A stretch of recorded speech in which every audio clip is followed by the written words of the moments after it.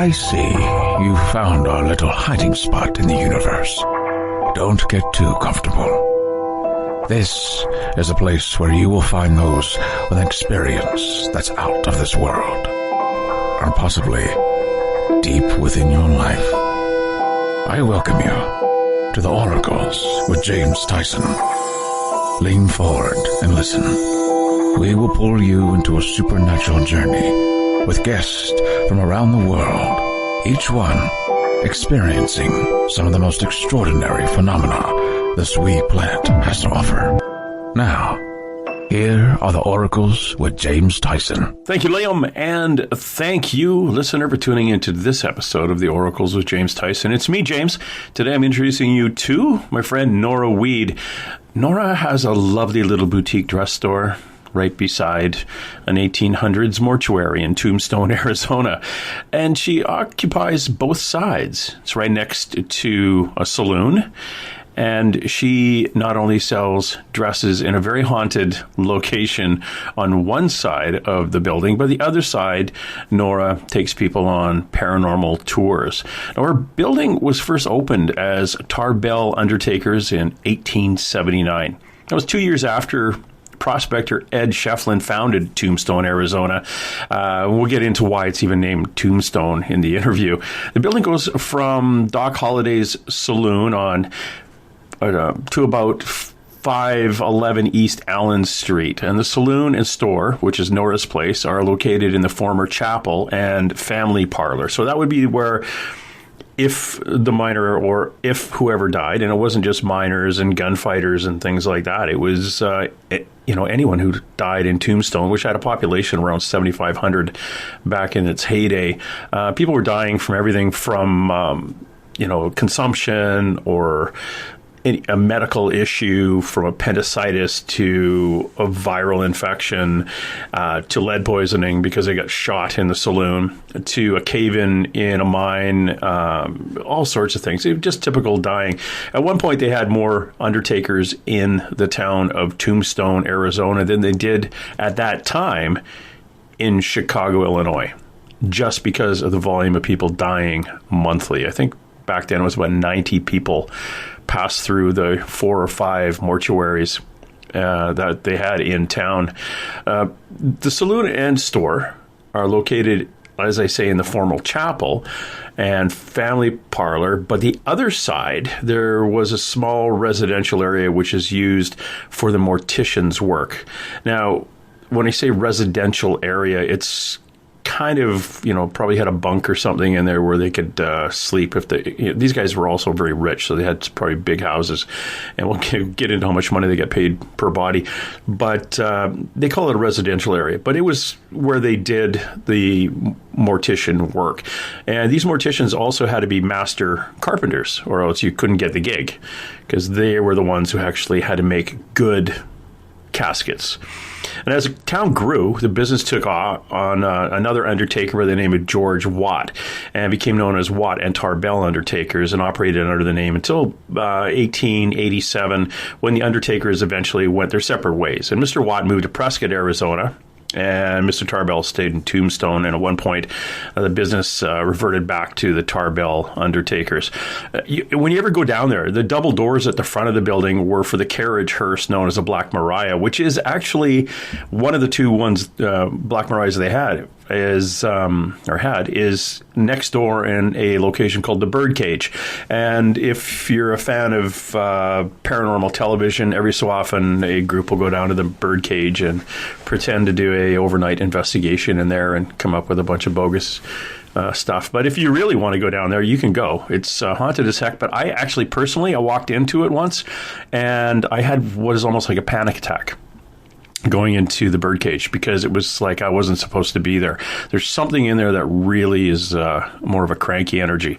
But in Nora's place, in Watt and Tarbell, and her paranormal side, it's actually a lot of fun. I've actually seen things moving in there, and we'll talk a bit about some of the things that go on in that side of the old Undertakers. It's kind of cool. You see the double doors where the hearses would go in, and to the left of that, which was a little thin door, and it's kind of cool, that is the viewing door. So if you were a body that wasn't identified, they'd pack you in ice and stick you up in that door for a week or so, and hopefully somebody would walk by and go, "Oh, there's Uncle Fred," and identify him. And if you weren't identified, you got buried in the unknown side of the Tombstone Cemetery. So a lot of fun stuff at Nora's place in Tombstone, Arizona. If you want to check up a little bit more, her website is wattandtarbell.com. That's A&D for and, wattandtarbell.com. And if you want to poke around on her Facebook page, it is Nora's Place. And let's go see if she's ready to come in. Hello, Nora. How are you today? I'm doing great. How are you today, James? I am well up here in the Pacific Northwest, and you are down in sunny and warm Tombstone, Arizona. How is it down there for you on this wonderful March day? Oh, it's a beautiful day. I think we're going to be 70 degrees and sunny. And we got slight wind today, so it makes it a little chillier. Well, we were supposed we were supposed to have snow today, but I think we've dodged that bullet. One of the last little chunks of snow coming in. Now, you and I have known each other for about 3 or 4 years now. I end up coming and going, always bounce around your location at Watt and Tarbell in Tombstone, Arizona. Tell us a little bit, not only about yourself as a sensitive and a medium, but here you are working in a building that's probably one of the most haunted locations in Tombstone, Arizona. How the heck did you actually get into that location? What drew you into that location you're at? Well, actually, I've seen and stuff since I was a very little girl.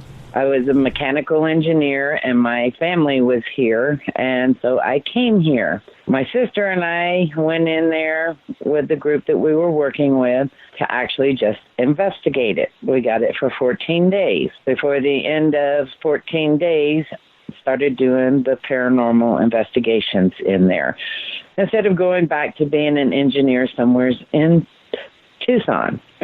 So I've been in there right at 7 years now. In the Undertakers building. I've enjoyed it. It gets long, hard hours at times, but I kind of feel like I'm finally probably doing what I'm supposed to do. I mean, I made better money as an engineer, but I get more fulfillment doing what I'm doing now. What's a little bit of the history of Tombstone? Tombstone was actually a town. It was originally called Goose Flats.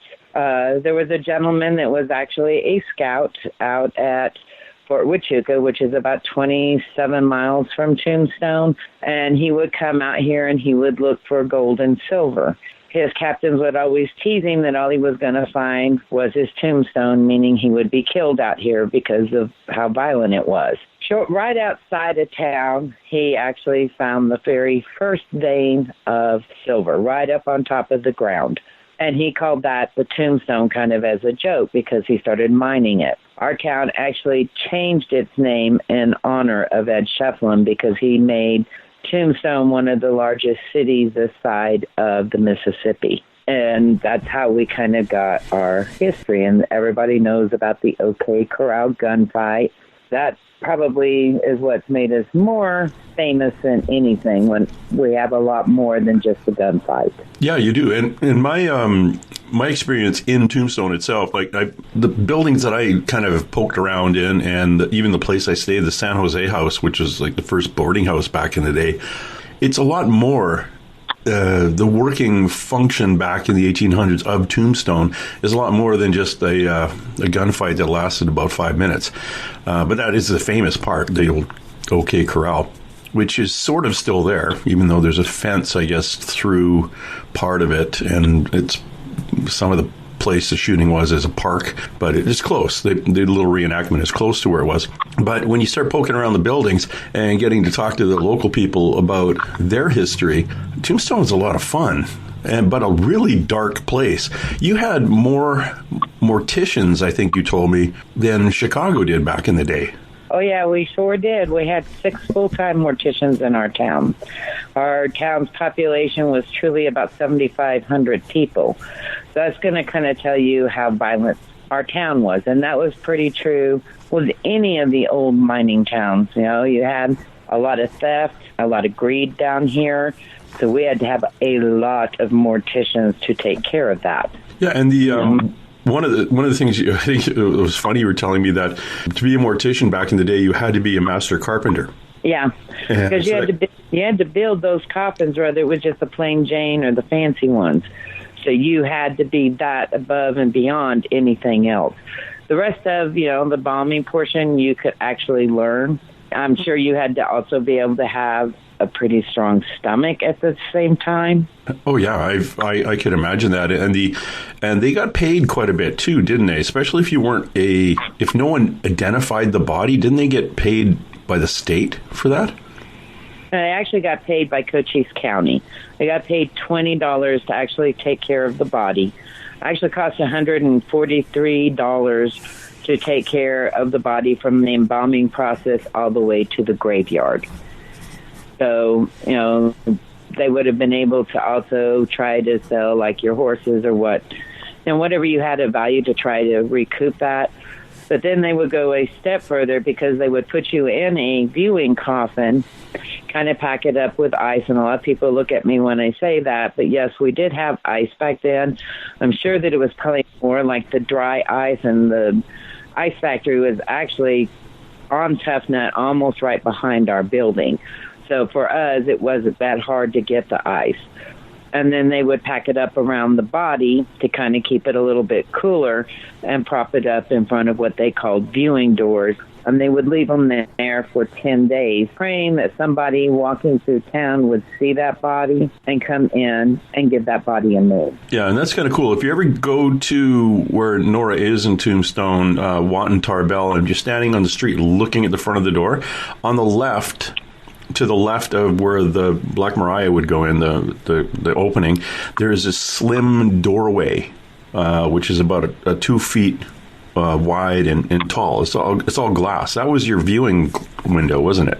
That's correct. Yeah, and they would roll the body up there and just prop her. So if you did, your husband had been gone, or your wife had been gone for a bit, and instead of filing in your missing persons report, I guess you'd take a walk by all the funeral homes and see who's propped up in the windows. Yeah, I'm pretty sure of that, but I'm not even sure if they had missing reports back then, to be honest with you. Yeah, that was it was very common because I do genealogy for my family as well, and it was very common for even husbands or wives to decide they just didn't like their husband and haul off with somebody else and just leave a whole family. Or that's what the husband told everybody.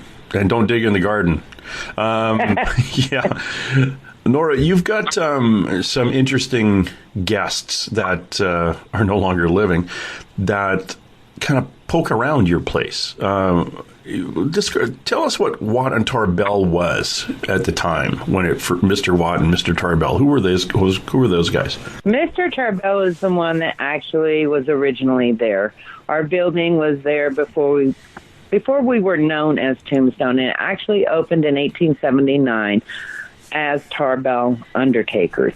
But as the town became more known for the mining and all the silver, and we went to being called more Tombstone, we became so violent we had to have more morticians.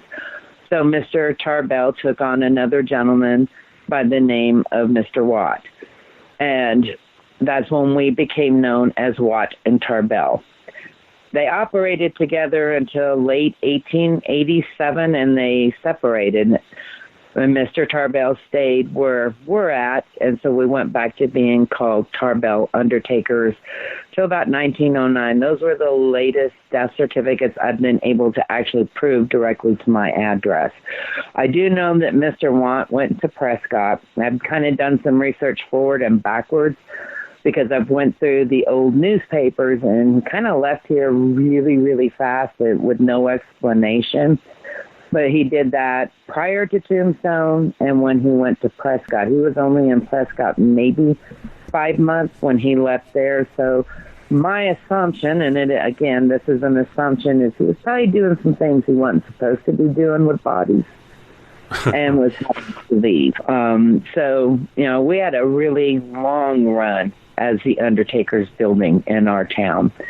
we were the longest running one. So we have, the claim because we did the guys from the OK Corral. We did China Mary. So we did quite a few of the very well-known ones, along with just some of the plain Janes, that are in and around this area. I have some that interact that I haven't been able to even prove died here in Tombstone. One of them is actually Frank Leslie. I can't prove he died here. In fact, I know he didn't, so why he's in and out of my building is beyond me, unless it's just the connection to the town. You said Frank Leslie? Yeah, Buckskin Frank Leslie, one of the most gunslingers. I'm sorry, you say it like I should know him. Buckskin Frank Leslie, gunslinger? Yeah, he killed 19 men and his wife. That was right here in Tombstone. Wow. He went to Yuma State Prison, and while he was there, he actually became a pharmacist, and then he left, but he didn't die here. So I don't even know why he would be here. A lot of people, not only you've told me this, but other sensitives have told me you could walk out into the street of Tombstone and not only see, as a sensitive or a psychic, people from the 1800s, but you could see people from last Wednesday walking down the street. And these people aren't, quote-unquote, ghosts that have not crossed over. There are people who crossed over and just come back because they like the energy there. Yeah. Which is bizarre. Yeah, it is really bizarre. I mean, I have a few people in my building right now that did not die here. They came in with family and have never left. People come here for a bucket list and they die here on our street. That's crazy. So, yeah. Sometimes I tease family and stuff that I think that Tombstone gets its blood back for the silver, but it's really more about people that are, especially I would say the older generation, that are coming here that know that they're sick and they're wiping things off of their bucket list, and then they just never leave our town. Like they've come and said, okay, before I die, I want to see the Washington Monument, I want to see Lincoln Memorial, Space Needle, Tombstone, Disneyland, and they end up just kind of staying. Yeah. Interesting. I think they, people, I don't think spirit is designated to one spot. Yeah. I think they could from here to where you're at in Canada in the blink of an eye if they chose to. Well, and in my belief system, that they can be in multiple places at the same time. Yeah. Because time isn't linear. It's flat. And that's the way I get it as well. I mean, my guys have talked to me about heaven and hell before, and they will tell me that it exists, but they won't go any further than that. They will tell you they can't. Oh, see, and that's interesting because we can get into the whole heaven and hell discussion sometime over a beer, because I've been given the inference that hell doesn't exist, and there is a process, and I wonder if that's a good one. We should actually, that's a whole other episode we can talk about.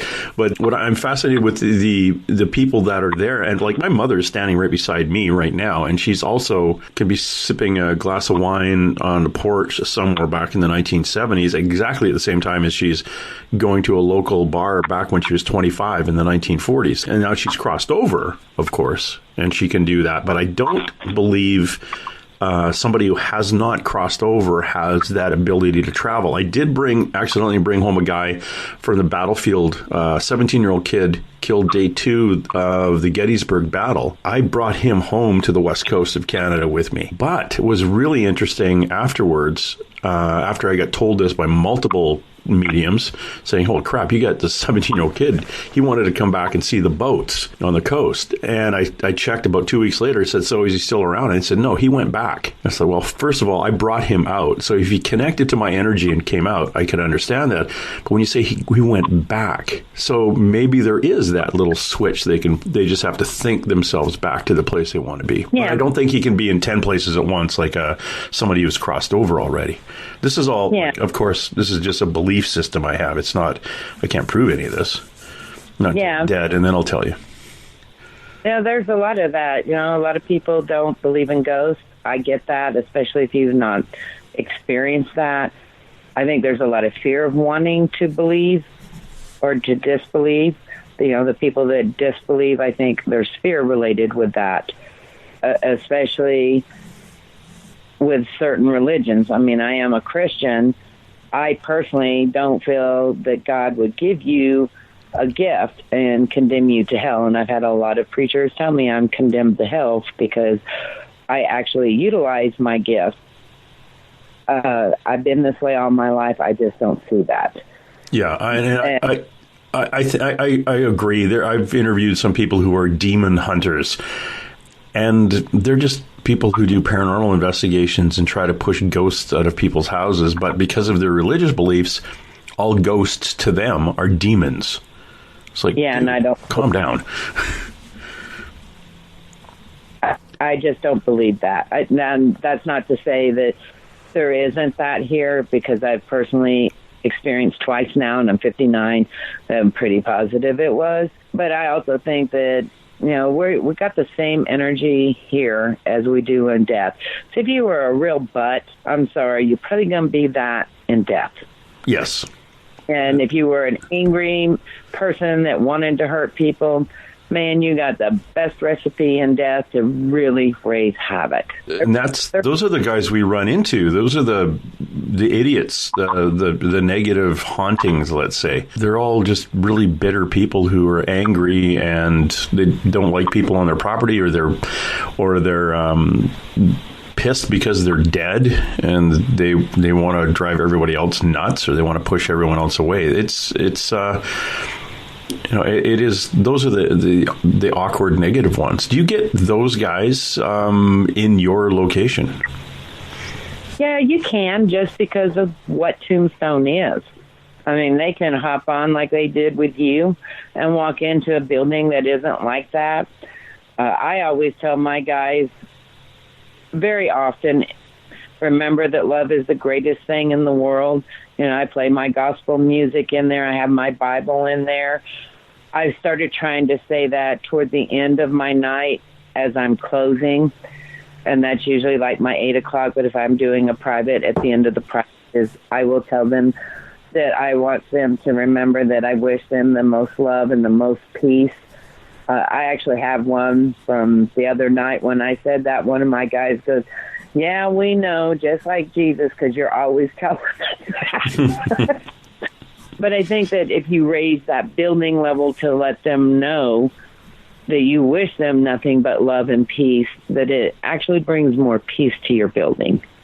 And I have found when I've had to help break negative energies as a Reiki Master, that when I, you know, as a mom and a grandma and a great-grandma, when I come from that kind of a love, that if it's a negative energy and they don't want to feel that, they ain't sticking around.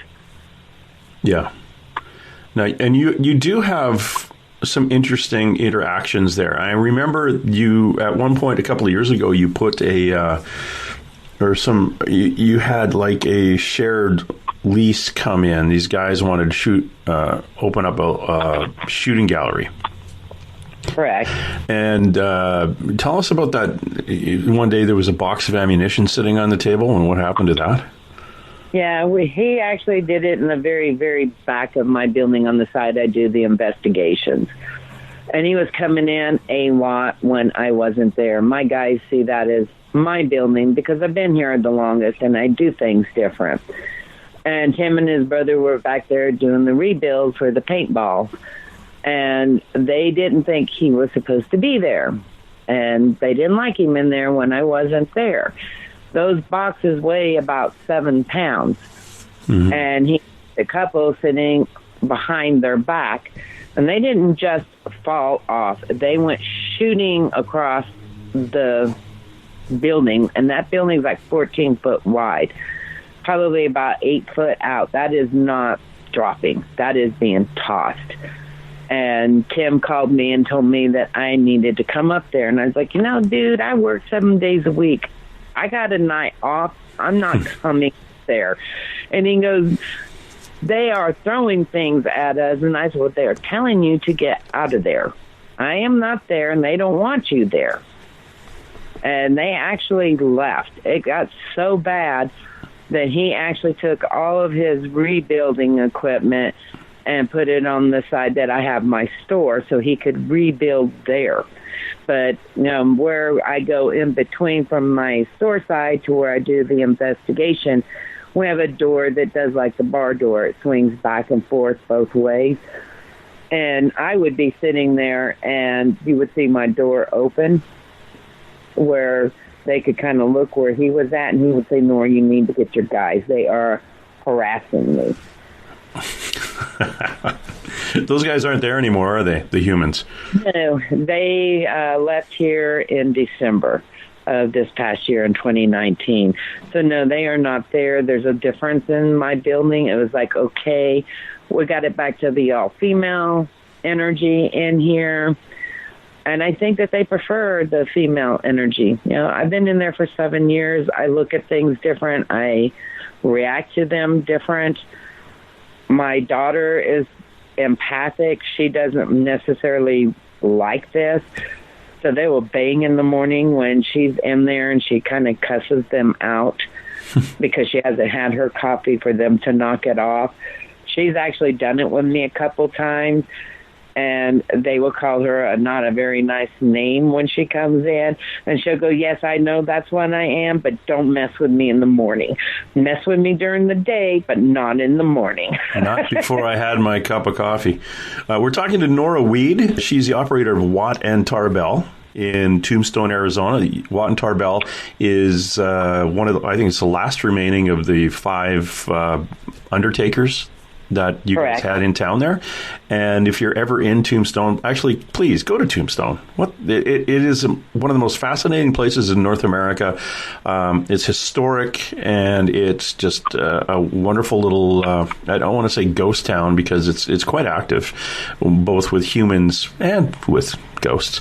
But it's a very, very interesting snapshot of American history.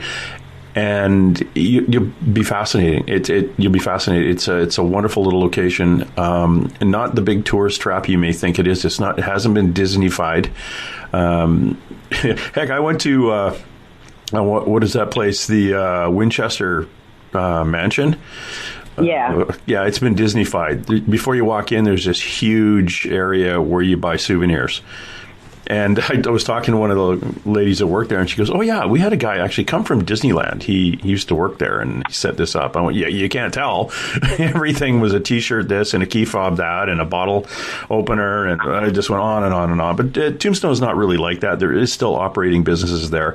Yeah, it's a lot of fun. And right next door to, if you want to go for a beer in a saloon, you can go next door to Doc Holliday's, right on the other side of the wall from Nora's place, and it's kind of fun in there too. Nora, take us through. You put on these little paranormal investigations. How often do you do that? Is it nightly? I do those 7 days a week. I typically won't do it on Mother's Days because my guys will not operate. They will tell me it's Mom's Day, bye. They're pretty blunt about it.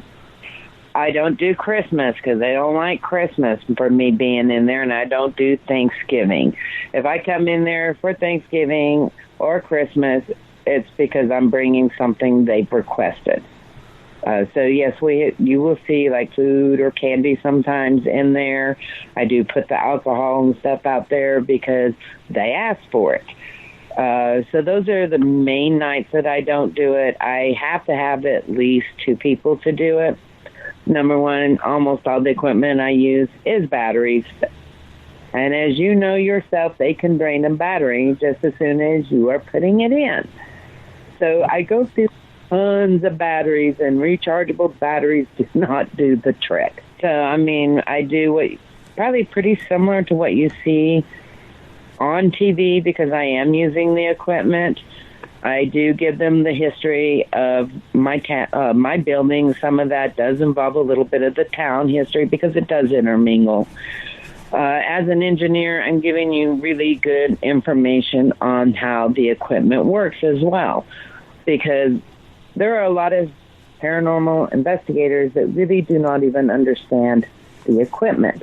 They don't even understand how easy it is to get false readings. And I think that if you're going to be an investigator, especially if you're not working with somebody that is sensitive, you're going to be getting stuff that is truly false, and you have no clue it's even false. And well, how do you? Give me an example of some equipment that you have, and what maybe people should know about using it in your experience as an engineer and as a paranormal investigator. Well, one of the ones that I rely on personally is going to be the millimeter, whether it's the one that you can buy for pure ghost or a pure electrician's millimeter, because many people have no clue how high levels of electricity can affect you. You get people that are in these places that, especially like the older homes in the basements, or even some of the newer homes, how they're placing electrical all in one area. Electricity can make you think you're seeing things. It can make you think that you're feeling something coming up behind you. You can hear things, and that's the way the electricity interferes with us. So for me, that is one piece of equipment. The other would be like your K2 meters, because they pick up the electricity. But a lot of people, they'll say, oh, well, that's an EMF meter. Okay, well, what do you guys know about EMF? Yes, that's an electromagnetic field that is coming off of electricity and different types. So that's actually going to pick up the American electricity, the AC portion. It also picks up the DC portion, which the majority of the other countries utilize. But it also picks up RF, which is a radio frequency. Our cell phones are radio frequencies. So if you got your cell phone too close and you're running an app, and say it's up in your pocket and you're kind of holding that K2 up, it can pick that up if that app reaches out. Or if you're taking a picture and you're holding it, it's going to show K2 hit. I've actually used the Ovilus 5 and been holding my K2 when that Ovilus is starting to give us words. It's setting those K2s off because there's so many batteries in that Ovilus 5 that it is actually a false reading. And you see that a lot on TV, unfortunately, when they're holding that piece of equipment and the words are coming and they're asking and then the K2 is going off. That's truly a real false reading because it's that Ovilus that's setting it off. And many of those guys don't even acknowledge that. Oh, yeah, they won't because it's TV. And we can get into those guys later and their shenanigans at the birdcage down the street from you. One of the things I found with having a cell phone in your pocket, and I recall even realizing this at work, or a guy standing up at a lecture hall with a microphone. Your cell phone will cycle every so many seconds, literally looking for the closest tower. It's constantly searching for a tower. Well, that, you go to a concert and you could actually hear that coming out through the speakers, and the fellow doing the talk would be looking around going, what's going on? You get this interference. Well, it's because it's his cell phone in his pocket and he's got a remote mic or he's got a cordless microphone and it's picking it up. Well, it's the exact same thing that'll happen when you've got your meters and you got your cell phone in your pocket. Every few seconds it'll move, and you think, oh, I wonder what that was. Maybe we'll just stand over here. Oh, it's done it again. Well, yeah, it'll keep doing it, and if you time it, it's exactly the same seconds apart. It's because of your friggin' cell phone, buddy. But, people see this stuff on TV, and they think, oh, we should buy one of those because then we can talk to a ghost. Well, calm down. That's not how it works. But it's fun. It's I honestly, my biggest thing is if you don't have a psychic on your paranormal investigative team, why show up? Why you've got a 20-room house or building and you're going to walk around to every room and say, hey, is anybody here? Is anybody here? Well, have a psychic with you who walks in the door and says, okay, they're all going to meet you in the room at the end of the hall on the left. That's it. You don't have to walk anywhere else. That's where they are. It's crazy. And I think each group should have more than one. Yes. Number one, a lot of people think, oh, well, I got a psychic with me. I'm going to get something. You know what? That spirit may say, screw that psychic. I don't like that energy. I am not going to interact. So the more you have the better chance you're going to get something. We did a paranormal investigation at a place called Fort Worden. I think it was open 1905, shut down in 1953 or something in Washington State. And a lot of people died there from the Spanish flu, brought back from the First World War. American soldiers back to Fort Worden, which was kind of isolated back in the day, and they died there at that location. Well, we must have had 5 psychics out of the 15 people on the team.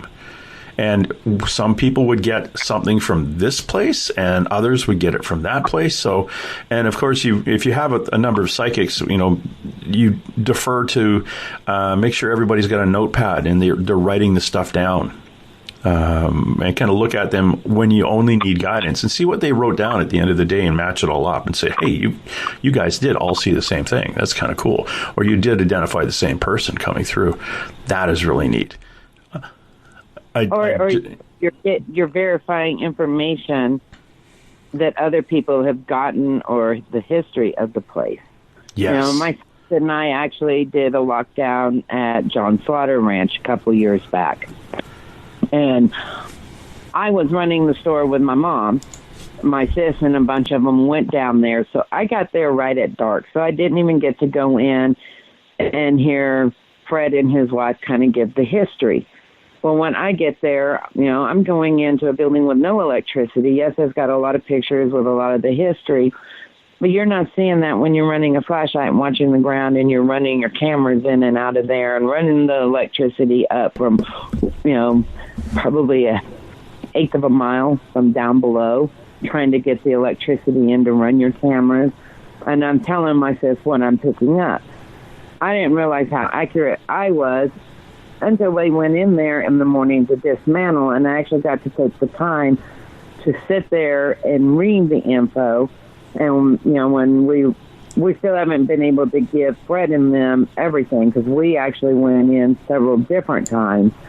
And, man, the stuff that we got there was amazing. Even with the grid and stuff that we were videoing, I've got things I've never seen happen before. But you get different things when you're going in there totally blind. And that's the way everybody should go. I get people that, we got to do this history, that history. You should do it after the fact. But that's my belief. And just for the listener who doesn't know who John Slaughter was, Texas John Slaughter, he was a lawman. He was a bit of an adventurer back in the 1870s and settled in the Arizona territory. And yeah, he was quite the lawman for, what was it, Comanche County? Is that what you would say? No, it was for Cochise County. He actually came here. Okay. Was actually our marshal here for a while, but prior to that, he was also a Texas Ranger. Cool. Usually Texas Rangers at that time were a ranger till death. So even here, he was probably still considered a ranger. He was quite ruthless as well. He owned the biggest ranch. Part of his ranch was also in Mexico. So even Pancho Villa and all of them came to his ranch. He actually did come here with somebody that was wanted.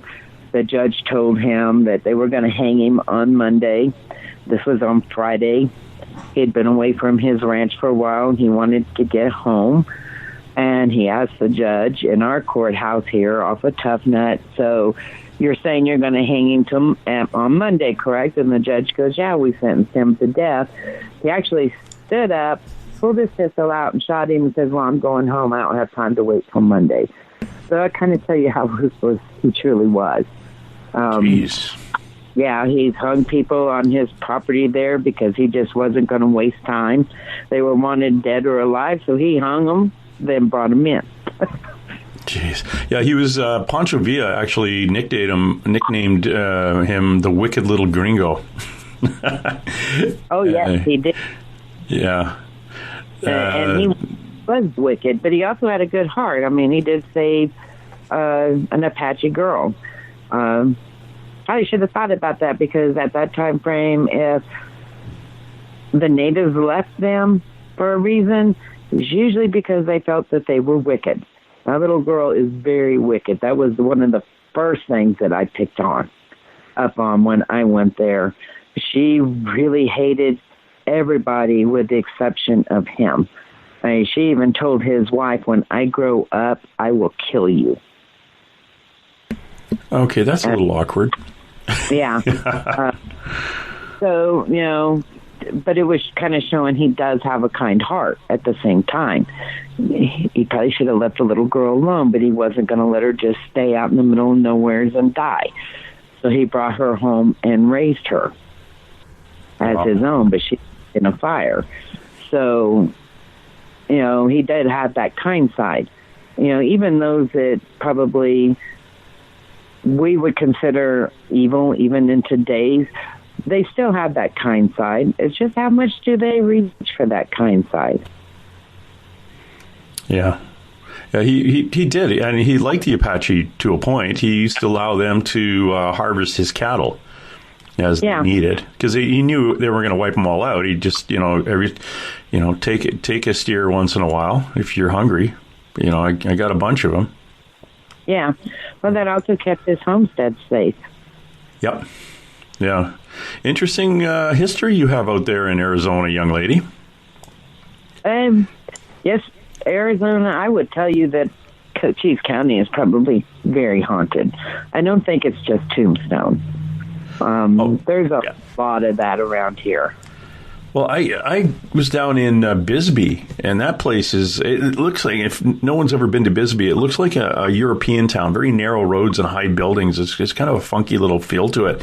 But that place vibrates. Well, so does Tombstone, but it's got a vibration that's like busy. It's like busy, even though the streets, I was I think it was there on a Sunday, the streets were pretty well dead empty, but the place just felt like you were in Times Square. It was busy. It had a busy energy to it. It was just a really fascinating place. So the energy in that place, and I'm guessing that, I think it was a hotel there I went for lunch at, and it was haunted as hell. Like you could feel stuff all over the place. Sorry, what was the name of the hotel again? Copper Queen. Something Queen? Yeah, Copper. Copper. Yeah, you just broke up there for a second. The Copper Queen, that was it. Beautifully laid out, linen, tablecloths, and the whole bit. And it had that hustle and bustle feeling, like it was very, very busy when there was only like 5 people there. It's just wonderful. Did you go to where they have the little bar that has the little veranda that goes out? No. Hold on. Yes. Is it like almost on the ground floor? Yeah, it is on the ground floor. Yes. Yeah, I did. And when you're coming in, you can go to the left, and it has this hallway because it takes you to the restrooms. But there, you can see into the entrance of their kitchen back there. There's a gentleman back there that really does not like women. Oh, really? Yes, I picked up on that when I was going in to go to the restroom, and then we were going to go and eat. And I kind of just stopped with the person I was with. It was a male, and he goes, "What are you doing?" And I'm like, "Yeah, there's a man back here that really don't like women." And it gave me kind of the EBGBs as I was walking. That's the only reason that I stopped. It was like, yeah, don't mess with me. I would not want to be a woman working in that kitchen, just saying. Jeez. Now, let's beam us back up the road to Tombstone again. You have a number of interesting buildings in your area that are active. You put on a lockdown, a bit of a lockdown every night, but every month or so you put down a real long one? Yeah, we're trying to do it like every 3 months because, I do know the owner of Doc Holliday's, which is also the extension of the morgue because that whole building at one time was the morgue. So we'll do like 2.5 hours in my building kind of on the side that I do it and let them kind of walk around in there, not just sitting around the table. And then we'll take like a 30-minute break where I bring out coffee and snacks and stuff to kind of wake us up after being in the dark for 2.5 hours because that's a long time. And then we'll go over and spend 2 hours at Doc Holliday's, kind of walking around that one and interacting with the spirits that are in that side. And they get a lot of activity there, and a lot of people don't even realize it unless they're just really observant. They've gotten some really good pictures from tourists that have just snapped pictures in there. People that, if they're watching the pool table, will see the balls do things that they're not supposed to do. They have wine glasses. Sometimes it'll just shoot out and drop to the floor. They've had their trash cans turned upside down when there's nobody in those bathrooms. So, they get activity. So we'll go over there once in a while. Then I have a friend that has like a shotgun house, one of the original ones, and Kim allows me to have access to that on and off.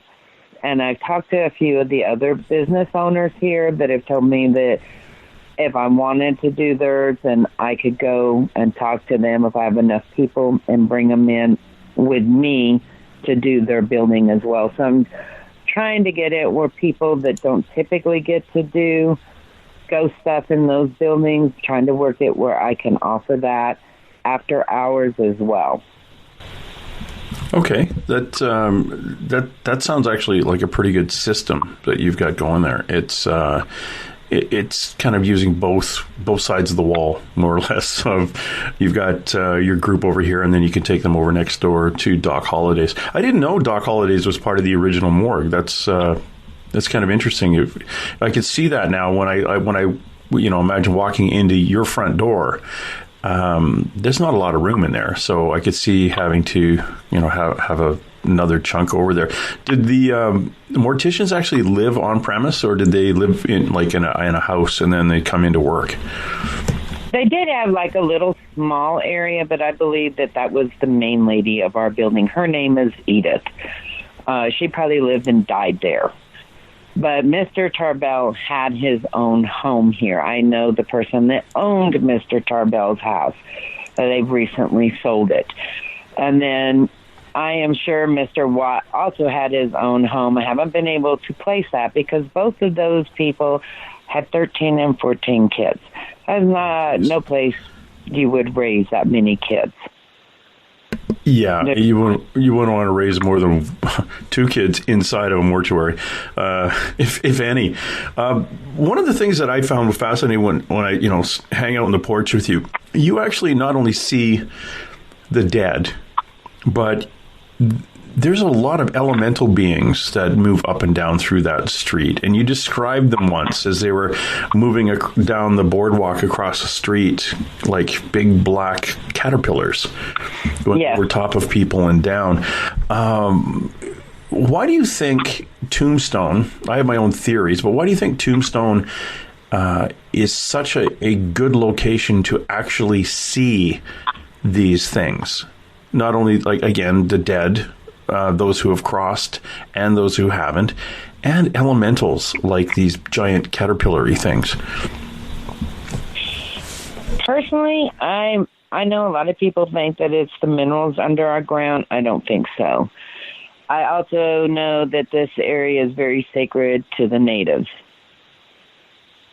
And you see a lot of really weird things here in the skies if you're here any length of time. I haven't really looked to see how the different lines of interact and intersect into this area.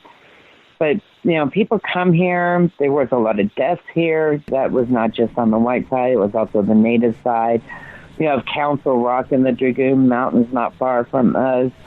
So I'm not so sure that some of it doesn't have to go back to the natives that were here and probably what was here prior to our natives.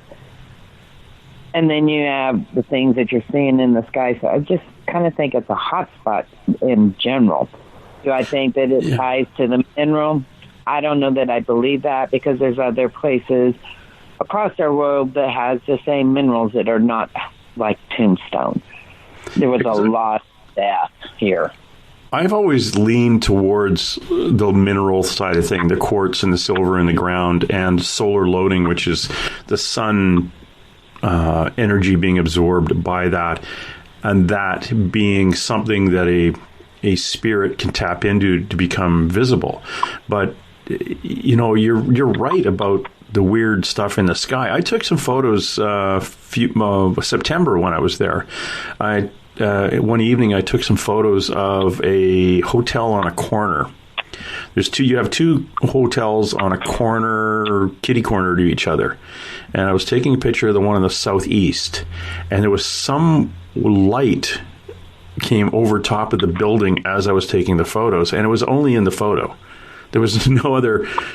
I got this thing, and it's like a blurry blue, and I don't know if it was, did I take a picture of a ghost standing on top of the building looking down at me, or was it behind it in the sky? It's really, really hard to see. I actually posted it on my Facebook page, asking for some input on it, because it definitely wasn't there. And I took pictures of it again, and took 2 or 3 pictures, and there was nothing in the other pictures. It was just this one, maybe 1 or 2, and it moved from one point to another. It was a really, really interesting glowing blue thing. In May, when I'm down there, I'll show you the pictures and see what you think about it, or send them to you. It's a fascinating location. Now, you've got, you have a place called the Birdcage, and I want to get into a little bit about the Birdcage and your location and all the shenanigans that people seem to come to Tombstone to do.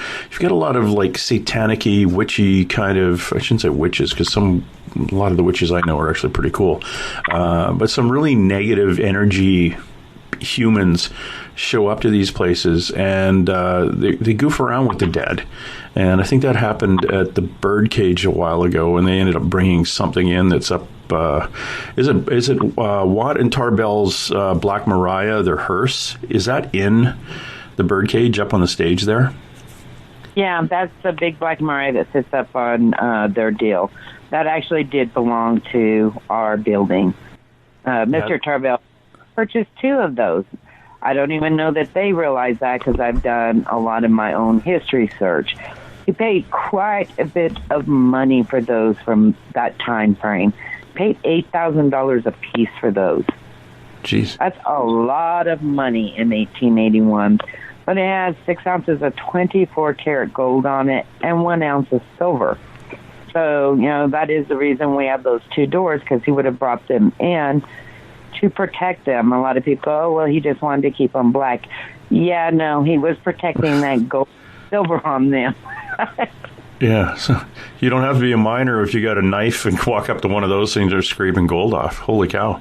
Yeah, I heard that there was something negative up behind that thing now as a result of some shenanigans, some witch, and I want to keep saying witches, but more of a satanic group. And we're doing a bit of some kind of ritual up there, and it brought something through. Yeah, I've had people that have done both of mine that don't like the Birdcage and say that there's negative. And, we do get the mediums that come here from all over the world. And I've had some of them that have become very close friends that refuse to go back into the Birdcage. The last time I was in there was a few years ago. It was with my daughter. I actually had left equipment and my purse. Of all things, my purse. Both my daughter and I got growled at in there. But, I don't go in there.